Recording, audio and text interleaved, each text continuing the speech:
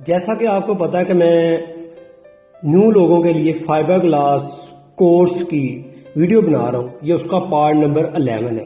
तो इसमें मैं ये शेयर करना चाह रहा हूँ कि जो हमारे भाई काम करना चाह रहे हैं वो केमिकल किस वक्त किस टाइमिंग के पर ख़रीदें, आउट ऑफ सीज़न क्या है और सीज़न क्या है इसका, और किस किस केमिकल के प्राइस किस वक्त कितने कम होते हैं और हमें कितनी तादाद में हमें ख़रीदना चाहिए। तो लिहाजा जो न्यू दोस्त हैं जो काम कर भी रहे हैं, अगर आप फाइबर ग्लास का काम कर रहे हैं तो आपके लिए भी ये कीमती वीडियो है। आप देखेंगे तो आप इंशाल्लाह नेक्स्ट आने वाले वक्त में बचत कर सकेंगे। तो लिहाजा आपने ये वीडियो मुकम्मल देखनी है। अगर कुछ लोग मिसिंग कर गया मेरे फाइबर ग्लास कोर्स की तो वो मेरे चैनल पर जाकर वीडियो देखें और मुकम्मल कोर्स सीखें और काम करें। अगर आप काम करना चाह रहे हैं, आपकी ख्वाहिश है, तो आपको मैं इस वीडियो में अपना व्हाट्सएप नंबर दूंगा, आप मुझसे केमिकल खरीद सकते हैं। तो मैं पूरी सपोर्ट करता हूं। अगर मुझे आपके पास आना भी पड़े तो मैं आकर भी आपको ट्रेनिंग दूंगा। तो काफ़ी सारे लोग मेरे इस प्रोग्राम से फ़ायदा भी उठा रहे हैं। तो लिहाजा आप वीडियो मुकम्मल देखा करें ताकि आपके जहन में हर चीज़ आए, क्योंकि मैं चाहता हूँ कि जितने भी हमारे भाई हैं वो काम करना चाह रहे हैं फ़ायदा उठाएं। अस्सलाम वालेकुम, मैं हूं मियां मोहम्मद फरूक आजम और आप देख रहे हैं 4-in-1 बिजनेस आर्ट्स। तो आज आपके साथ एक ऐसी गुफ्तगू करनी है जिसका आने वाले वक्त में आपको फ़ायदा होगा। अगर आप मेरे वाले काम यानी हमारे वाले काम फाइबर ग्लास में इन्वेस्ट करना चाह रहे हैं या ये अपना काम स्टार्ट करना चाह रहे हैं, यानी अगर आप केमिकल सेल आउट करना चाह रहे हैं तो फिर भी फायदा। अगर आप अपने कारोबार को यानी कि फाइबर ग्लास शीट या कुछ भी प्रोडक्ट बनाना चाह रहे हैं तो उसके बारे में मैं बताऊंगा कि इसकी टाइमिंग क्या है, इसको खरीदारी करने की। आज हम बात करेंगे कि फाइबर ग्लास के केमिकल की खरीदारी कब करनी चाहिए। ये चंद सवाल है जो आपको चाहिए, जो आपके लिए बहुत जरूरी है। फाइबर ग्लास के केमिकल के प्राइस कब कम होते हैं और क्यों कम होते हैं, इनकी वजूहत क्या है, इस पर भी बहस करेंगे।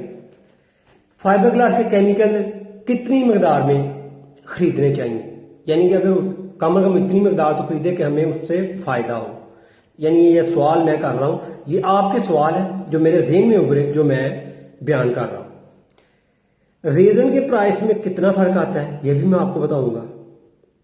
सीजन और आउट सीजन, मैट के प्राइस में कितना फर्क आएगा, और आगे कोबाल्ट, MEKP, हार्डनर, यानी इन चीजों में क्या फर्क आता है इस टाइमिंग में। और साथ ये भी बताऊंगा कि फाइबर ग्लास का आउट सीजन कौन सा है और सीजन कौन सा है। तो लिहाजा आपने अगर काम करना है फाइबर ग्लास पर तो ये आपके लिए वीडियो बहुत ही मौजू है। स्किप ना करें, पूरी देखें। अगर आपको वीडियो पसंद आए तो लाइक और शेयर भी करना है। तो पहला सवाल था कि फाइबर ग्लास के केमिकल की खरीदारी कब करनी चाहिए। तो उसका जवाब सादा सा है कि आउट ऑफ सीजन में आप फाइबर ग्लास केमिकल खरीदें। तो आउट ऑफ सीजन आप ये समझ लें नवंबर से लेकर मई तक आउट ऑफ सीजन होता है केमिकल का। तो इसके दौरान अगर आप स्टॉक खरीदेंगे तो आपको फायदा होगा, और कितना फायदा होगा ये मैं आपको बता देता हूं कि क्या क्या फर्क आएंगे उनमें। तो ये ज़हन में रखना है आउट ऑफ सीजन है, यानी कि मार्केट में नवंबर से लेकर मई तक काम की रेशियो कम हो जाती है और रेट भी कम हो जाते हैं। वो उसकी वजह यह है कि जितने भी डीलर हैं उनकी कोशिश होती है कि हम माल मुनासिब कीमत पर लोगों को दे दें और अपने सरमाए को इकट्ठा करके सीजन आने से पहले पहले जो हमने केमिकल इंपोर्ट करना है वो हमारे पास आ जाए ताकि हम सीजन में अपनी कमाई कर सकें। तो ये चीजें आपने नोट रखनी है, अपनी डायरी में नोट कर लें ताकि आपके जहन में रहे कि आउट ऑफ सीजन कौन सा है।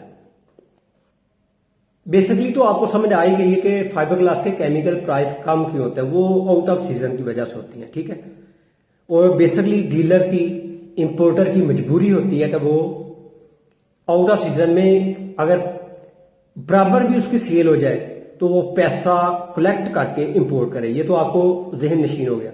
और आगे आगे बात कि हम फाइबर ग्लास के केमिकल की कितनी मिकदार खरीदें जिसकी वजह से हमें फायदा हो। ये एक बेसिकली अगर परचून थोड़ा सा खरीदेंगे 10, 20, 50 किलो, 100 किलो, तो इससे आपको खातर का फायदा नहीं होने वाला। तो इसके लिए आप जहन नशीन कर लें कि आप समझ लें कि आपका सीजन में इतना माल लगता है, तो उसमें सबसे ज्यादा आप रेशो रखें मैट की, उसके ज्यादा से ज्यादा रूल खरीदें। यानी कि थोड़ी ना मीटर से लें ना किलो वाली मैट लें, हमेशा रूल के हिसाब से माल लें। तो आपको कम से कम बचत, अगर आउट ऑफ सीजन आप मैट खरीदते हैं रूल के हिसाब से, तो कम से कम 1500 से 2000 रुपया पर रूल आपको सस्ता पड़ेगा। तो यही आपकी कमाई, एक टेंशन भी फ्री हो जाएगी, माल शॉर्ट होने की टेंशन नहीं, आपके ऑर्डर कैंसिल नहीं होंगे। तो आगे आ जाते हैं कि रीजन में कितना फर्क आएगा। रेजन का मेरा आपको मशवरा है कि रेजन आप ड्रम के लिहाज से खरीदें, ठीक है। ड्रम की जो कास्ट है वो कम हो जाती है, यानी कि ड्रम का वेट मिनिमम 220 केजी होगा, वो खरीदें। अगर इससे आप कम आएंगे तो रेट ऑटोमेटिकली वो परचून में आ जाएंगे। तो हमेशा ड्रम खरीदें कम और कम, अगर हो सके तो अपने सरमाए को इकट्ठा करके ज्यादा से ज्यादा ड्रम रेजन के खरीद लें। मगर आपका केमिकल महफूज होना चाहिए लोहे के ड्रमों में, ये ना हो प्लास्टिक के किसी भी कैन में होना चाहिए, क्योंकि आपने लॉन्ग टर्म आपके पास रखना है। तो रेजन रिएक्शन करता है किसी भी प्लास्टिक के बर्तन में, गैलन में, ड्रम में। लोहे का बर्तन इस्तेमाल करेंगे आपने स्टॉक करना है। और आगे आ जाते हैं कोबाल्ट और हार्डनर में कितना फर्क आ जाता है। कोबाल्ट और हार्डनर आउट ऑफ सीजन में कम से कम 150 से लेकर 220 रुपए पर केजी फर्क आएगा। अगर आप इंपोर्टर लेंगे तो उसमें 100 से लेकर 175 रुपए पर लीटर तक फर्क आएगा। इसी तरह और भी केमिकल है उनमें भी फर्क आएगा, मगर ये बेसिक केमिकल है जो मैंने आपको बता दिए, जिनकी हर बंदे को जरूरत होती है ये इस्तेमाल करने। और कलर वगैरह उसमें फर्क आएगा, मगर उसकी इतनी आपको जरूरत नहीं है। वो तो आपको अपने वक्त के मुताबिक, कस्टमर की सोच के एन मुताबिक ही आपको पिगमेंट कलर लेने होंगे। तो मुझे उम्मीद है कि आप मेरी इस वीडियो से फायदा भी उठाएंगे और नेक्स्ट आने वाला प्रोग्राम आप इसी के तहत बनाएंगे और कामयाबी भी आप हासिल करेंगे और आपकी आमदन में भी इजाफा होगा। और आप शीट बनाएंगे तो आप लोगों को आम मार्केट से सस्ती दे सकते हैं। तो आप मुझे इजाजत दें, नेक्स्ट वीडियो तक अल्लाह हाफिज।